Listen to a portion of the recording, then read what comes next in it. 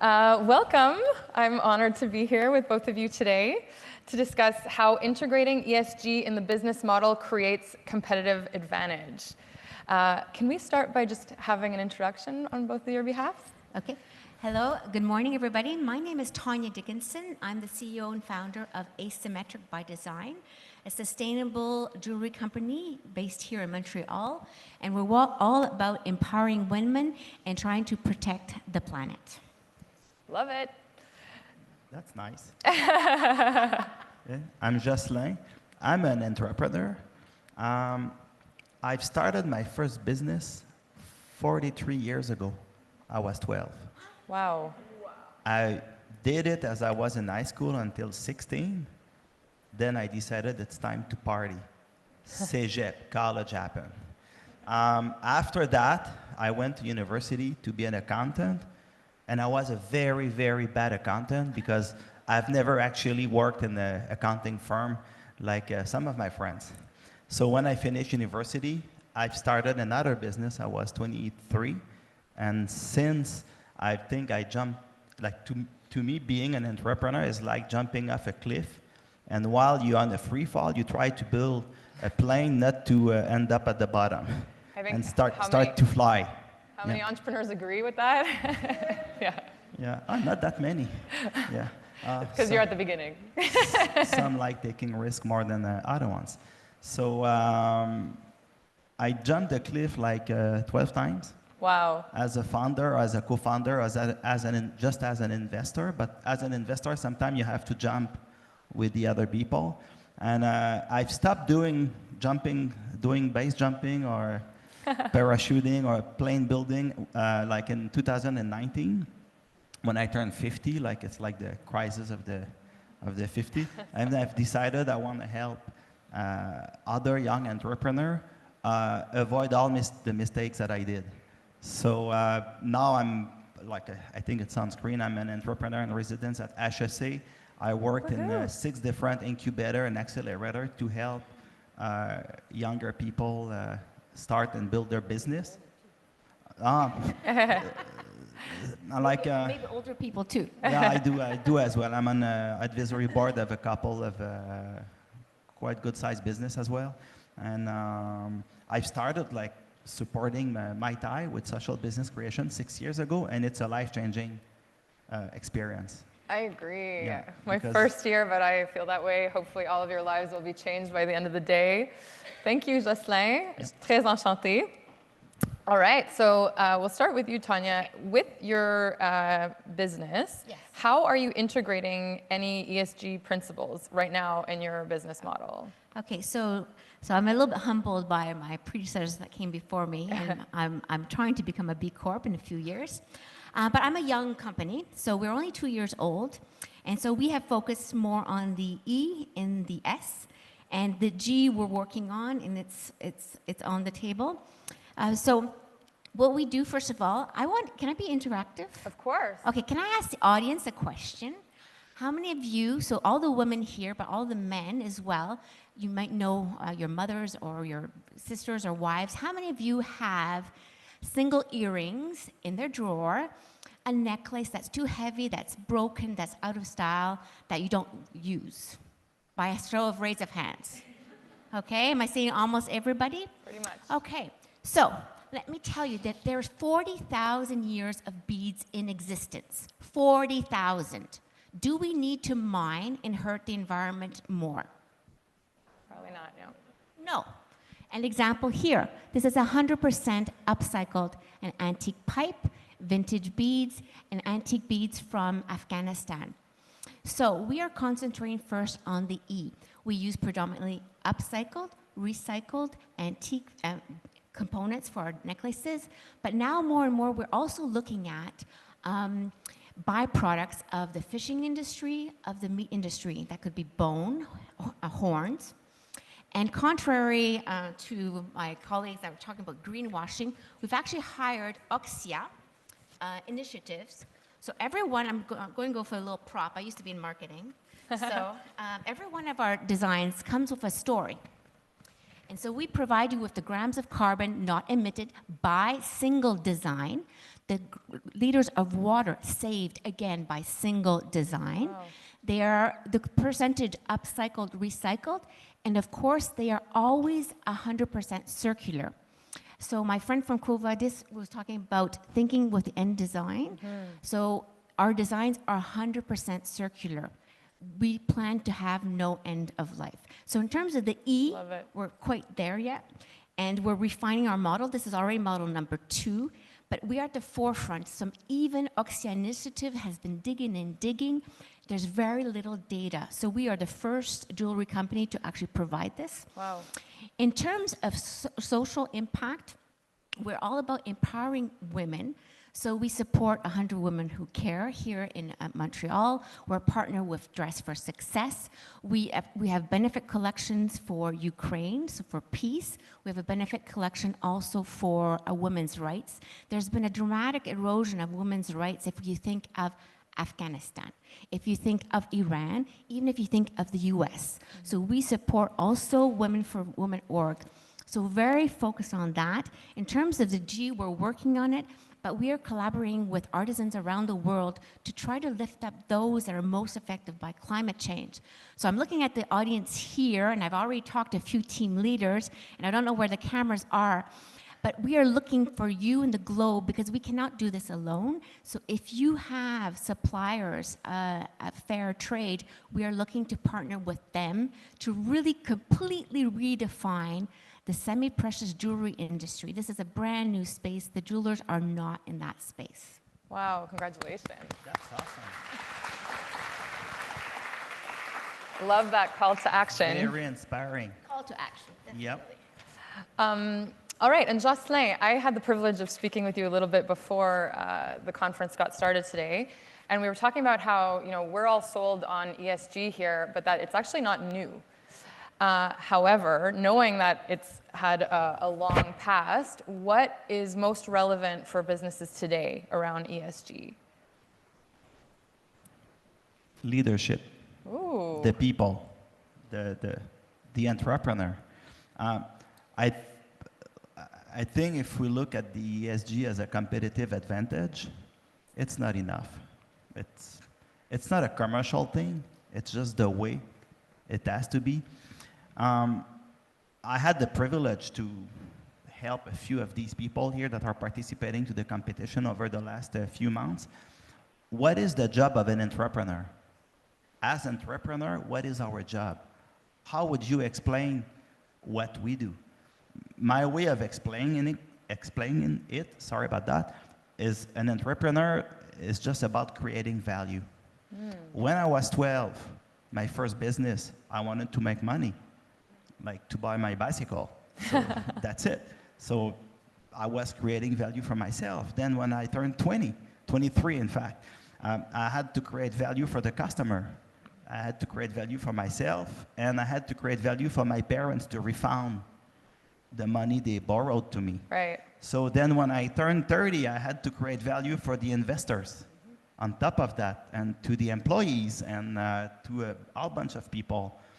Today, the planet, the employees, the customer, the community, the society, everybody see value or expect value from what we do. So I think if as entrepreneur we are value creator, we need to consider all of those stakeholders, including the society, the community, the planet, the employees. And so it's not a competitive advantage or a commercial thing to go into the ESG or B Corp certification. It's just the job of an entrepreneur. And if you don't do it, you are a threat to your own business, because people are expecting you to create this value for all stakeholders. Yep. Wow, I love that definition. Yeah, right? So, do you want to be a threat to your own business, or you want to be the levier? C'est quoi levier en français? The lever. The lever. So it's a decision you have to make. Agreed. Leverage, yeah. Do you want to be the leverage of your own business, or you want to be the threat of your own business? That's a decision you have to make every morning you wake up. So that's super powerful to know that it's not really a competitive strategy. It's just the way things need to be. But as we saw with Natalie's talk, through integrating ESG, you will arrive with competitive advantage because it's applied and because the results will bring you there. So I love that spin on this for this talk today. Back to you, Tonya. How are you measuring the success of your ESG initiatives? Okay. Well, as you know, I'm operating in the fashion industry, which is responsible for 10% of the carbon emissions. Ooh. 10%. And jewelry is part of that. So I have a degree in pure math, a degree in economics, and EMBA. So I believe what gets measured gets done. And we are really striving to be completely distant from greenwashing. So first of all, we're coming up with these numbers, but they are done in an independent company, so Oxia Initiatives. So we will have those numbers in terms of carbon and water every year. So obviously, we're going to be pushing our stretch goals. Also, the number of people we help locally and internationally, the number of artisans we can support in developing world. So those are all quantitative measures. But in terms of qualitative as well, I was very honored. I was approached by Cartier to be part of Redbox, so I'm a member. Don't forget, this has just been 2 years, already approached by Cartier. I'm a panelist here today. I was in Fashion Week last year for the first time, went right to finalist for Coup de Cœur du Président. So I think, people are really awakening to we need to do something, and we need, as leaders, not to be a threat to our own, but we can actually be, trailblazers. And this is what Asymmetric by Design we're trying to be. We're trying to be trailblazers. But again, to your point, we have to offer a product that people want to buy. So I'm trying to offer a product that is true art, that has a story, that differentiates.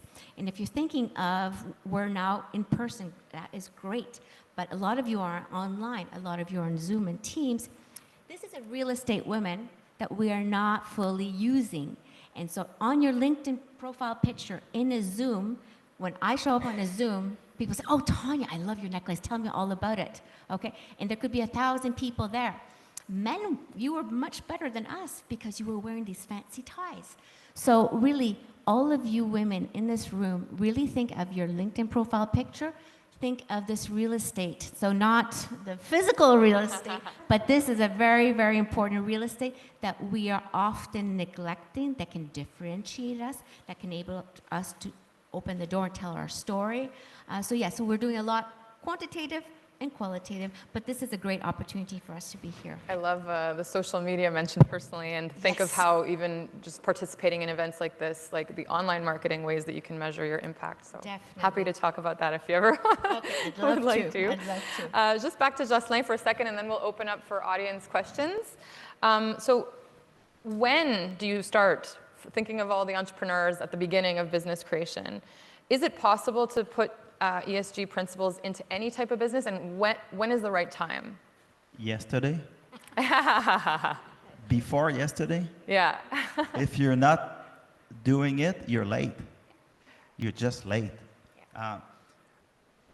You can do it for extrinsic motivation, like regulation, competitive advantage, attracting employees, attracting customer, or you can do it for intrinsic motivation, like it's part of your value.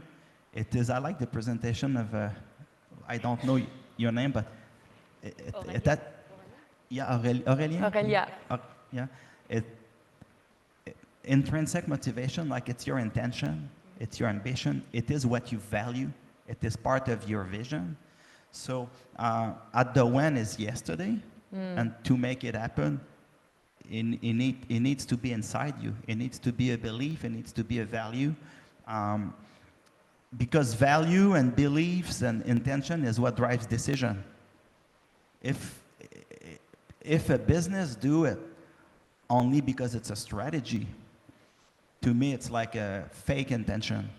It needs to be a true, honest intention with integrity. So to your question, when is yesterday? And to any type of business, yes. Because everybody can have the intention, everybody can have the vision, and everybody can have the value. If my 12-year-old daughter can do it, everybody can do it. Wow. Yeah. Full circle for you. Cheers to that. All right, any questions in the audience? I'd love to open up to make it more conversational. So at any point, you're welcome. You can put your hand up. We'll take your questions. In the meantime, I'm thinking about the future. And so we're going to head towards wrapping it up here, but I'd love to hear from both of you on what your advice is or what you'd love to see going forward in ESG and companies potentially using it as a competitive advantage, maybe through the output of it. But what does the future hold for ESG? So for the fashion industry, I mean, it has been now. So there are obviously the 7 R's. So when you're making a product, really thinking about repurposing, recycling, all that. So we do the 6, we don't rent. But really when you're designing a product, also think of the end of life. Where will that product end up? Can you reuse it? Will it end up in a landfill? And so for me, that is one of the key advices. But I would like to see my whole industry and all the industries, if I can do as a micro company this report with Oxia initiative, of course, on carbon and water. We need water, right, to live. Yeah, we need water 3 days and we don't survive. So I challenge all the big companies. If a micro company can do it, so should other companies do it. But really think of, when you're developing a product, think of ESG, but also really think of where the life cycle of that product. And ours are fully circular. And that for me is very important. So I'm very intentional about that. Love it. That would be great if everyone could speak to that. Any thoughts on the future, Jocelyn? It is the future. Yeah. It is the present, and actually it should be the past. But an advice to those who are like starting a business would be make sure it's part of your business culture. As you build a business, you build a business model, you build a value proposition, including the impact and all of that. But you're also building an organization, and an organization is a whole bunch of people that are executing the business model. And if it's part of the value, you hire people for it, you fire people for it, you develop your KPI, your dashboard, your communication around it. It will be part of the culture and it would live by itself. So my advice is, as you build a business model, build the organization, the human organization around it to keep that alive and to make it happen. Return on human impact, Natalie. Yes, there it is again. yes. I love it. And maybe because we have a lot of the students here that are competing over the next days, any examples that you're seeing of people leading? We have some actually today, competitive advantages completely demonstrated through how the ESG has brought them there. Any other examples you'd like to highlight and maybe inspire the teams here that they could take notes on that you're seeing? So I'm also a member of 1% for the Planet. So I'll be going there in 2 weeks. So it's 200 CEOs, so the Patagonias of this world. So I'm going actually to be inspired by them. But I'm really looking forward to seeing all your booths, because innovation is just a recombination of 2 ideas. So I'm looking forward to seeing all of you. But I'm also looking forward to meeting other CEOs that are part B Corps, but also 1% for the Planet, and learning from them and seeing, we need volume. We need to all work together to move this needle forward. And like you said, I mean, grandmother's on the roof and the house is on fire, so there's no time as the present. Love it. What was the question again? I was listening. The example of I was listening to you, yeah. The example of 1% for the Planet is a great one, I'd say. Are there any examples that we can share with the teams today on people that are showing a competitive advantage because of their ESG? I think the 2 previous. Yeah. people, Oh yeah, big time. I didn't know either this man or Natalie Riviere, I think her name. I think they are really like super discovery this morning, and these are great examples. Love it. I agree. Any questions? Yeah, I can bring you a mic right here. That's all right. I'll help you. It's Thank fun. you. Okay, this works. Jocelyn, you talked about intrinsic motivation, and would you say you're born with that intrinsic motivation, or can it be developed? I could not hear you. My Oh, sorry. apology. Oh, sorry. I mean, I don't know. This is working. It is working, yeah. Can you hear me? Yeah, okay. You're talking about intrinsic motivation, and I was wondering, would you say that you're born with this intrinsic motivation, or can you develop it? I'm mostly thinking in the context of companies maybe wanting to transition towards sustainability, but it's not necessarily in the core of their company. Do you think that transition can be made easily? Yeah. Thank you. I don't know the science beyond it. So are we born with that intrinsic motivation, or we can develop it? We are in a university. I'm sure there's a bunch of professor and research that can tell about it. I can just answer with personal experience and my own intuition, entrepreneur intuition. I think we can develop it. I told you, like, when I start like coaching teams for SBC competition, that was a life-changing experience, because before 2018, I heard about ESG and B Corp and stuff like that, but it was not part of me that much. I got influenced by the competition itself, by all of you. Like, I was impressed by all those young people having this vision of impact and this guts to do it. And so I think we can develop it. We can be affected by the people around us, the people we hang around with. There's an expression in Quebec, we say it takes a village to raise a kid. So it's pretty much mean that whichever environment we are part of, we will eventually get influenced by it. So, like when I was 12 years old, I had no idea about ESG, neither at 20, neither at 30, to be frankly honest. So there are people that did much better than me on that, I have to be honest. But I think we can develop it if we are surrounded by the right people. Does that make sense to you? Yeah. Love it. Any other questions? We have time for one more. Yeah. I'll bring you the mic. Thank you so much. Oh, thank you. Well, I'm very influenced by people like Tonya, and that's why I'm here. Because if she can apply it into design and jewelry.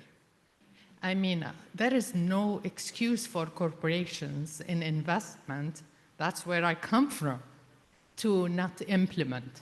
Woo. So even the implementation of ESG is becoming a marketing thing more than in the corporation where I survey and research. They have to do it, so they are doing it, but not like a must-do. Yeah. It's just good to have. And this is the lateness that you're talking about. But what I wanted to say is the following. How do you implement something like ESG and not give it just the social impact? It's a bottom line impact. Your jewelry is most cost effective than the real diamond, this is a lab diamond. That is what we need to link. How can we help executives to be sustainable and with their eye on the bottom line? That's not gonna take away from your profit. I mean, this is the link that I'm being focused on. If you can help me with that. It's a very tough question, and I'm going to be very honest. I started collecting antiques when I was 10 in the souks of Khangalili. So initially, I was collecting antiques, vintage for the beauty, not for ESG. So if I look back to my 10-year-old, a little bit like you, I didn't know I was going to be in the ESG. But now I'm really determined and very intentionally collecting. And so we're actually preserving history. We're telling a story. And a little bit to your point, when I upcycle an antique brooch from a grandmother that the jewelers are not working on because it's not made of diamonds, it's not worth the thousands of dollars, it may be almost priceless. I mean, it could be costume jewelry. It is actually priceless. So I'm touching on things that are priceless for the individual. And that so they walk and they say, oh, this is from my grandmother. She's with me here at my wedding, for example. So it's really, really just shifting a complete paradigm, and it happened by a little bit by accident. But I'm really thrilled. I'm very convinced of what I'm doing, and this is a completely new market, something that the jewelers have not tapped into. So I invite everybody to walk around and just be inspired, and you will find these incredible connections, these incredible markets that are actually completely untapped. Sounds like the answer is the leading He's by already example. planned. Thank you so much. Thank you very much.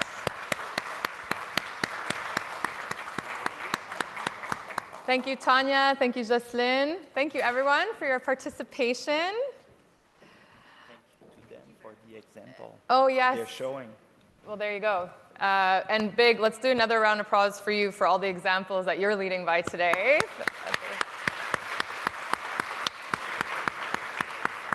Bravo, Jocelyn. Thank you for reiterating that. We're ready to wrap our morning session. It's almost time for lunch, so just a few announcements for you. For the speakers and judges, lunch is provided for you in the Prada room. There will be a volunteer who can guide you. Here she is. For the SBC participants, lunch is also provided in the Kyoto room, which is right next door. And for everyone else, we have a cafeteria here that is open and available for you. And so, bon appétit is what we say in French. And we'll be seeing you at 1 o'clock for the workshop, more keynotes, another panel discussion, and networking.